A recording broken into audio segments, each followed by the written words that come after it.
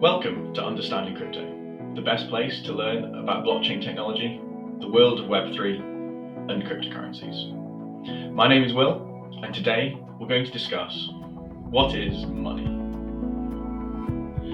The content included in this video is for educational and entertainment purposes only. It is not to be treated as financial advice, and I am not a financial advisor. If you do choose to invest in cryptocurrencies, then you should always do your own research. We're going to approach the question of what is money in parts. First up, we're going to talk through a technical definition of what money is, and then we're going to look at a history of money over the course of the last few thousand years, how money's evolved through that time and how it's impacted society and humanity as a whole. The last 100 years of the evolution of money is particularly of interest, and looking at how the central banks and governments since 1900 have manipulated and controlled the supply of money.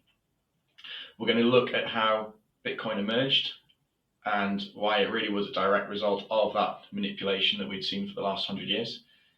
And we're going to go in and define in a bit more detail what Bitcoin is. We're going to finish off with a look at the crypto market today as a whole outside of Bitcoin.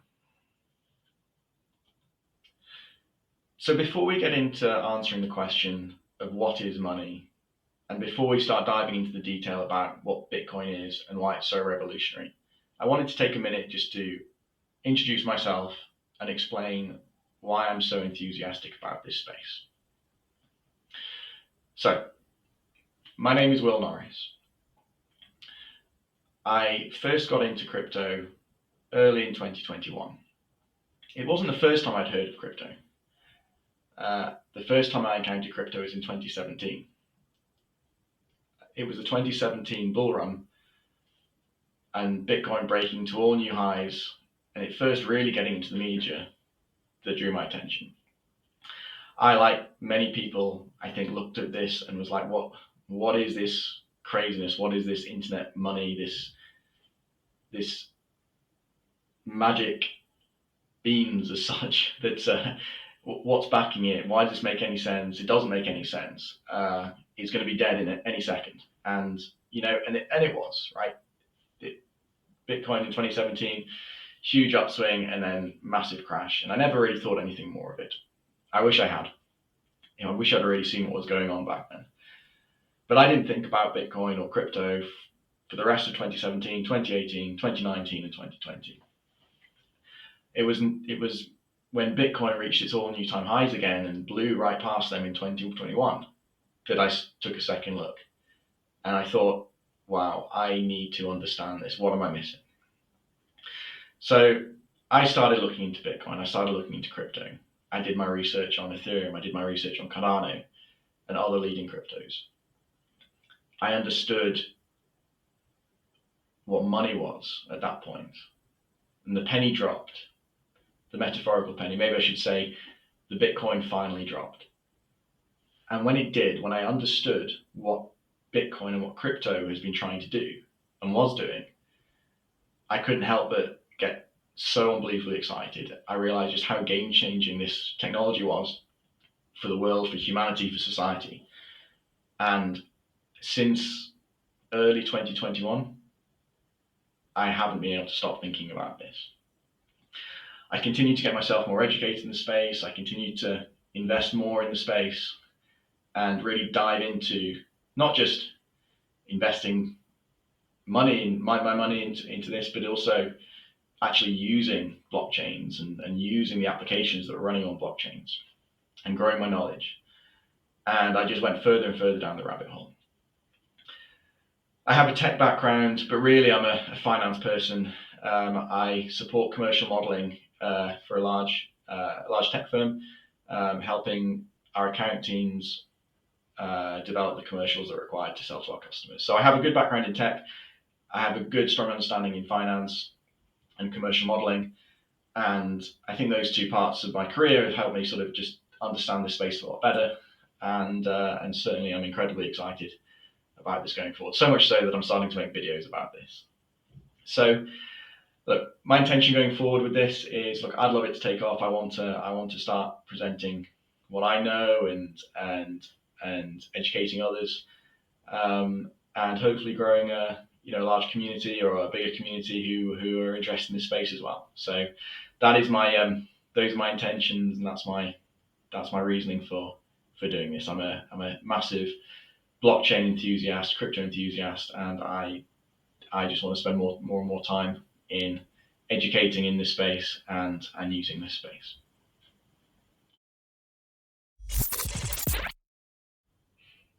To understand crypto, we first need to understand money. So let's define money.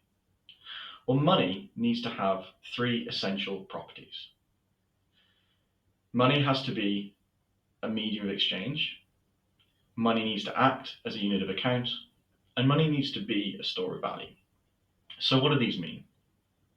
Being a medium of exchange simply means that the asset or the medium or the money that's being used is able to facilitate trade across society and civilizations. What this really means is that the people in that society value the medium of exchange enough to want to make the trade.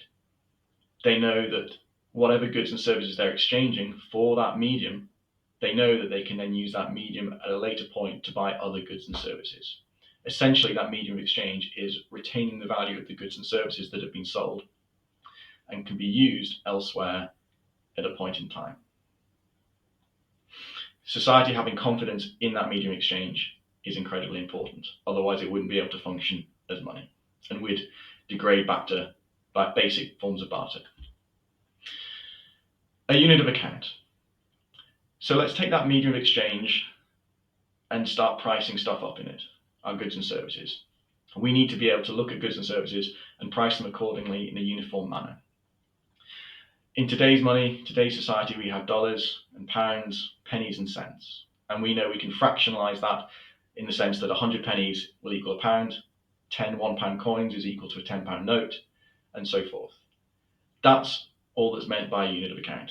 It's a measuring stick that we can price goods and services against. And finally, what's a store of value? Well, the only way money can function, as I said before, is if that medium exchange, if the people have confidence in it. So what drives confidence in a medium exchange? It's the fact that you know that it's still going to be there tomorrow, or that it's not going to suddenly have infinite supply tomorrow. It's got scarcity, but it's got reliability. I need to know that when I wake up in the morning, my bank account's still going to have the same number in it. I need to know that when I wake up, my gold is still going to be there and it's not going to have disintegrated or gone off or expired. That's really what's meant by a store of value. Now, a store of value needs to have value preserved over time, but it's also very beneficial if that value can be preserved over space. And by that I mean being able to transport it and move it across large distances for relatively low cost. The more efficient that is, the better form of a store of value it is. Next, we're going to go and dive into forms of money and how they've evolved throughout human history. As civilizations began to emerge, barter began being replaced by innovative forms of money. Now, one interesting innovation in money occurred in the Pacific Ocean in the island of Yap. This civilization, this small society, needed a form of money. And they ended up finding it in these special stones that they called Rai stones. Now, these stones couldn't be found on the island of Yap. They were mined on an island 250 miles away and brought back to the island. These stones would represent value that individuals would hold. Now, they wouldn't be holding these in their pocket and buying and selling goods and services with them. All these stones would be placed essentially in the town square and in positions that represented individuals or families. And when a trade would occur, the stone would be moved from one position to another to demonstrate a transfer of value. And this was all done in the open, in the public, and everyone could see. It was very analogous to a decentralized public ledger, such as Bitcoin. Everyone can see the transactions, and it's got the security there because everyone knows where everything is, and in a sense, that makes it decentralized, and you can see, and the people can see and know when a trade's occurring, and they'll know if something has been moved illegally as such. So these stones, they acted as a medium of exchange, they acted as a unit of account based on their size, and other factors that impacted how valuable they were, but there was a system there. And also, they acted as a store of value. The stones wouldn't disintegrate, so they weren't going to disappear overnight. So people had confidence in that they would be there and they would hold their value. But at the same time, because took so much effort to mine the stones and bring them back, they knew that it couldn't be inflated overnight. So they had confidence that they were scarce, confidence in scarcity, and therefore they would retain their value. And this system worked for a long time. However, it was when a European captain, Captain O'Keefe, discovered the island, and with the better technology that he had, a bigger ship, a better ship, he was able to go backwards and forwards to this other island and mine more stones.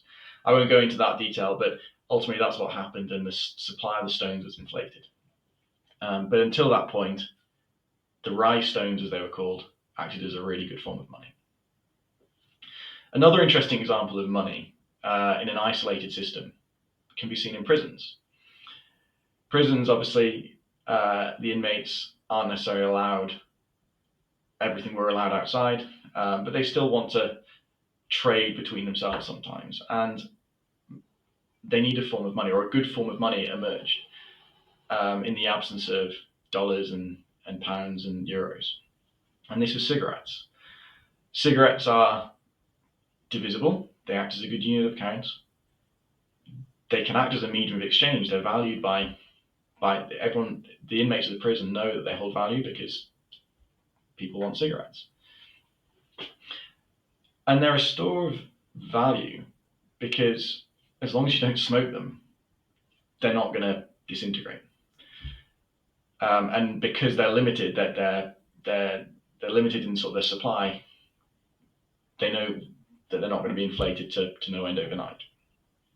So an interesting example, when you've got isolated systems, forms of money can emerge that fit that scenario. The rice stones on the island of Yap, cigarettes in prison, and for historically on Earth, even to this day, gold. The Earth is an isolated system, and there's only a finite amount of gold in the Earth's crust, and we can only mine it at a rate of about 2% per year. So gold has scarcity. It's finite in supply.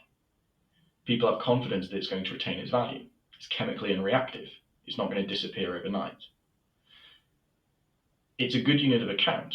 Gold can be melted down into coins, into gold bars, into bigger gold bars. We know that the sum of the parts is equal to the whole. It's uniform by its weight. And because of that, it acts as a medium of exchange. People are willing to trade their goods and services for gold, knowing that they can trade it for something else at a later stage. Now, gold's big drawback is that it's heavy. And when you're wealthy, it costs a lot to transport that gold, and it costs a lot to keep it secure. So we needed a better form of money. And goldsmiths thought they had the answer. They said to everyone, hey, we'll look after your gold for you. We'll provide the security services. We'll charge you a small fee each month for this. And you can get a paper IOU from us. The IOU had written down it was this piece of paper can be exchanged for a weight of gold equal to what was written on the paper whenever you want.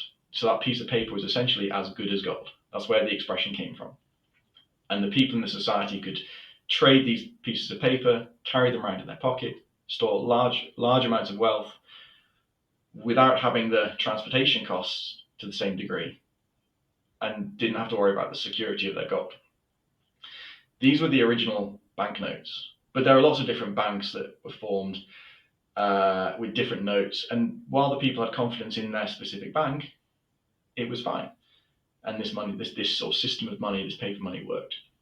Now governments came along and they formalised this at a later stage, forming the Central Bank of England, or the Bank of England, and the Federal Reserve in the US.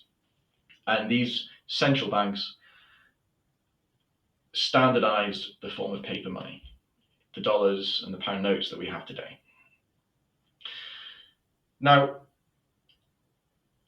In the early to mid 20th century, the world was in a very unstable state with World War One and World War Two. Economies were destroyed, and a lot of this society needed to be rebuilt in the follow up. And come 1944, when the end of World War Two was in sight, many of the world's countries got together in Bretton Woods in New Hampshire in the United States and formed what was called the Bretton Woods Agreement. And the intention of this was to rebuild the global economy, leveraging the US dollar as the reserve currency. Countries around the world would peg their currencies against the dollar at a fixed exchange rate, and the dollar would be backed by gold. And 1 ounce of gold could be redeemed for 35 US dollars. This was all fine, and it created stability. A lot of gold flowed to the US in exchange for dollars, and international trade was facilitated much easier with exchange rates that didn't really fluctuate very much at all, because everything was tied back to the dollar, which was backed by gold. From 1944 up to 1970, the American economy was booming, and everything seemed good. The world was being rebuilt, Europe being rebuilt, Japan being rebuilt. A lot of investment and international trade was picking back up. In that period, the US ended up printing 4 times the amount of dollars than the $35 to an ounce of gold that represented they had backed. Now, while this was fine because the US economy was booming, eventually it was starting to catch up with them, and countries around the world could see that the dollar peg was being devalued by the United States, and countries and individuals were starting to trade back their dollars for gold. Now, if you've inflated the dollar supply by 4 times, by 400%, and you're trading in $35 to get an ounce of gold, really, the US government is there losing, 4 times the value there because of that peg. So come 1971, the US government decided they need to do something about this. And this was known as the Nixon shock. So what was the Nixon shock? Well, in 1971, President Nixon ended the ability for US citizens and countries around the world to reclaim their gold at the peg of $35 per ounce of gold. Simultaneously, President Nixon let the price of gold fluctuate on the open market to find its true value in the current times. Now, what that meant is the price of gold went up in dollar terms, where it was originally priced at $35 per ounce, which was appropriate at the time in 1944. It now inflated the value of gold because the US had printed 400% more money over the last 20 years, inflated the money supply by 4 times. This move of taking custody and not allowing reimbursements of gold essentially cemented the US dollar as the world's reserve currency, and at that point meant that it was really now only backed not by gold, but by the power of the US state, by the military, by the influence it had on the world. Now, when this transition occurred, it meant that the Federal Reserve, the central bank of the United States, now could create money without repercussion. Because the US dollar was used for international trade, because countries around the world held dollars, it meant that if the US needed to print more money, they could devalue their own currency, but also it would devalue currencies of all the countries of the world who were trading in US dollars. It's essentially a stealth tax on your population and on the population of the world if you are the reserve currency. Now, from 1971 all the way through to the present day, this phenomenon has continued to occur, whether it's to solve short-term political crises, recessions, unexpected events that occur. Money printing has always been an option for the central bank and the Federal Reserve to use. Now, unfortunately, this can't last forever. And in 2008, when the global financial crisis hit, following years and years of short-termist government policies, the beginning of the end dawned. The global financial crisis in 2008 occurred because banks had lent out trillions of dollars in mortgages to people who couldn't end up repaying them. The bottom fell out of the housing market, house prices collapsed, and banks were left stranded with massive amounts of debt, under-collateralized debt, that couldn't be repaid.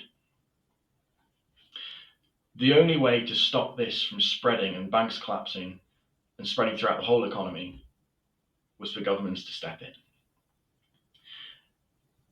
Governments didn't have the money to be able to pay out and bail out all the banks to the value of the debt that was incurred. But what they could do was create money to do this. And that's exactly what they did. Governments around the world created trillions of dollars to bail out the banks and plug the hole that had been created as a result of bad mortgages. What this meant was that while it solved the short-term problem of a financial collapse, a major financial collapse and a Great Depression, it instead just kicked the can down the road. Governments borrowed money and put themselves in debt to an unsustainable figure. Today, the US government is $34 trillion in debt, and it's servicing those debts by paying interest on them, by ultimately creating more money. The creation of money means the total supply of dollars in the system increases. And when the total money supply increases, the value of goods and services goes up. Not because they've increased in real terms, but because there's more value to be spread around the system. And what people see that as is inflation. If people are holding their cash in dollars and pounds, or their money in dollars and pounds in cash, then they see the value of that money reducing over time as inflation occurs and continues.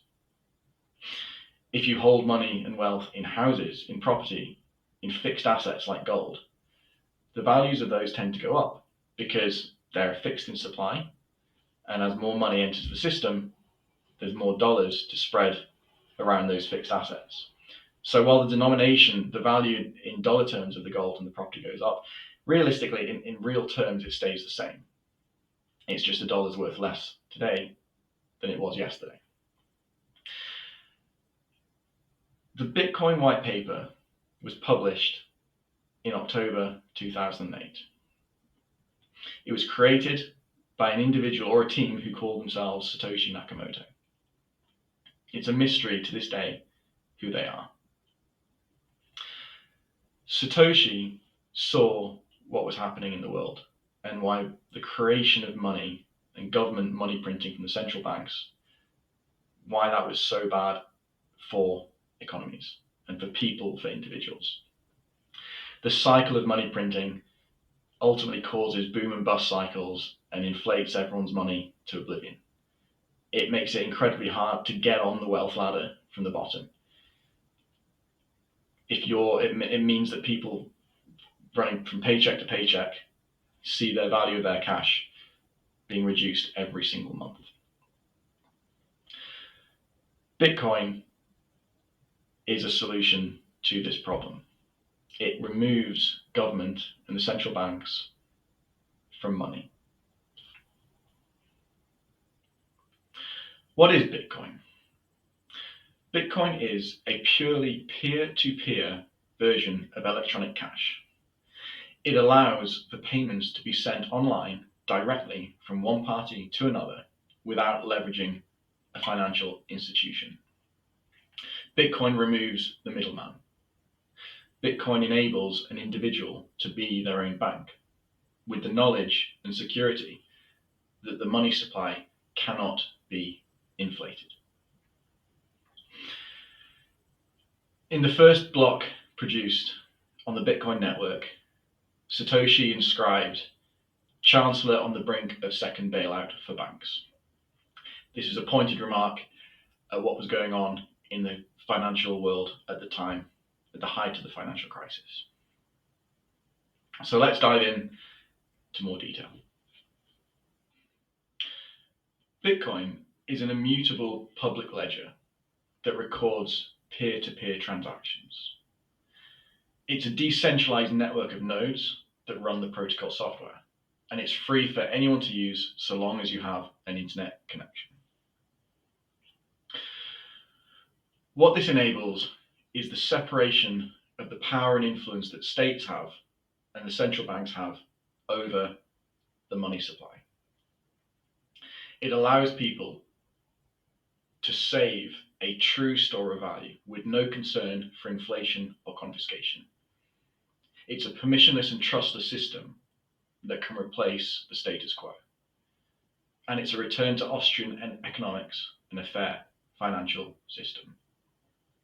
So how does this really all work? Bitcoin is a software protocol, and it's a software protocol that sits across many computers around the world. These computers all store a version of the ledger of transactions that have occurred in the past and are up to date. These nodes can also be miners who are looking to mine the next block and add the next set of transactions to the chain of blocks as part of the Bitcoin network. These miners try to solve computational problems, essentially like a lottery ticket, to win the next block. We won't go into too much detail here about why they do this and how they do this, but ultimately it's to ensure security and essentially ensure that the correct transactions are being added to the block in a fair and provable manner. It's a method for guaranteeing security and confidence in the system. This network is decentralized. Not one single party owns the network. Satoshi doesn't own the network. If you need to make changes, or if you want to make changes to the Bitcoin code, you need to have essentially a supermajority of node operators and miners and users to agree those changes and implement the change and ultimately update to the next version of the network. This is the beauty of Bitcoin. This is the beauty of blockchain. Decentralization is the fundamental principle at separating the power and control that the central banks have over money.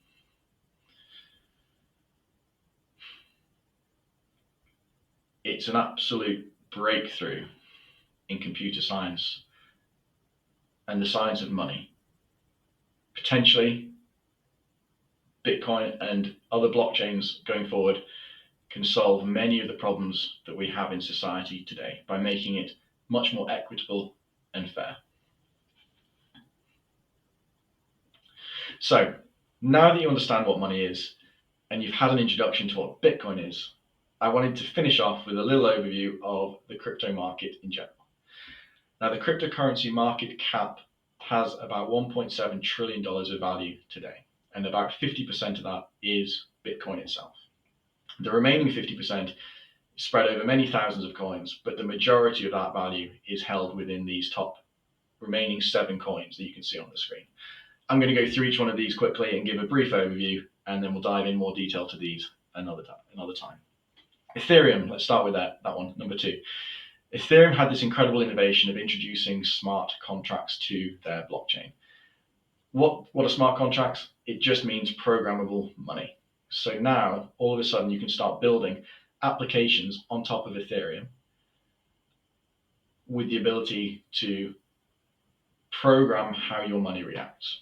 It's a lot more functional than Bitcoin in the sense that with Bitcoin, you can just all you can do is move coins from one account to another, from one wallet to another. With Ethereum, you can put conditions and what ifs around how your money moves and build really interesting and innovative applications that could replace many other areas of finance and the infrastructure of the world. Next up, Tether, and I'm going to pull in USDC at number 7 together and explain these. These aren't blockchains. These are stable coins. That means that they represent a stable value, or are meant to represent a stable value on blockchain as their own token. Tether and USDC are pegged to a US dollar, and they've got US dollars to back up their reserve, and you as a user can trade your token and redeem it for an actual US dollar. The combination of these stable coins with decentralized finance applications built on Ethereum and other blockchains, because of smart contracts, allow all sorts of cool stuff to be done in the decentralized finance world. It's really exciting. We'll talk about that another time. BNB chain, number 4. So this is Binance Smart Contract Chain, and really, without going into too much detail, it's a copy of the Ethereum blockchain that's leveraged to support the Binance centralized exchange. Next up, XRP. XRP is one of the older blockchains. It's fast and it's cheap to use, not particularly decentralized, and it doesn't have smart contracts. We'll go into Ripple another time in more detail. Solana. Solana's a blockchain, a layer 1 blockchain that does have smart contracts. There's all sorts of decentralized applications that sit on top of Solana, but it's different. It's different to Ethereum in how it's been built. Solana's got a lot of, I suppose, red flags associated with it from its history. We'll go into Solana a lot more at another time. It's very quick, it's very cheap to use. It certainly isn't very decentralized. And as I've said to you before, decentralization is the absolute fundamental to blockchain technology. If you don't have decentralization, then all you've got is an inefficient database of moving money around. Bitcoin, Ethereum, and Cardano are decentralized. The others, it's questionable as to how decentralized they are. Finally, Cardano. Save this to last. This is, along with Bitcoin, my personal favorite. It has what I value in blockchain, which is decentralization. Cardano is a blockchain that has been around since 2017. It's based on scientific, peer-reviewed research. It stays true to the fundamentals of what blockchain is meant to be. It highly values decentralization and security.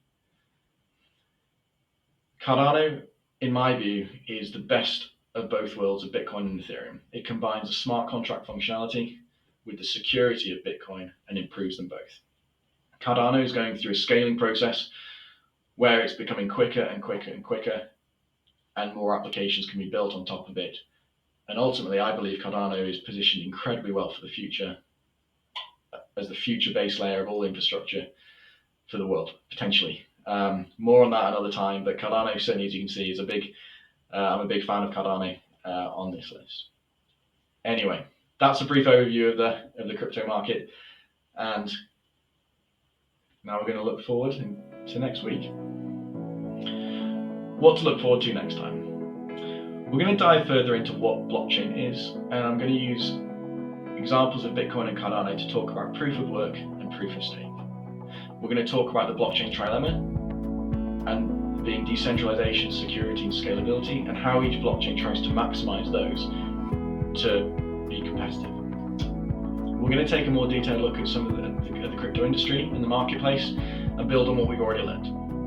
We're going to dive into centralized exchanges such as Coinbase, Binance, and Kraken, so you can understand how you can purchase cryptos and move them around and trade them. We're also going to look at private wallets and why it's imperative that you don't keep your funds on centralized exchanges. Thank you for listening, and see you next time.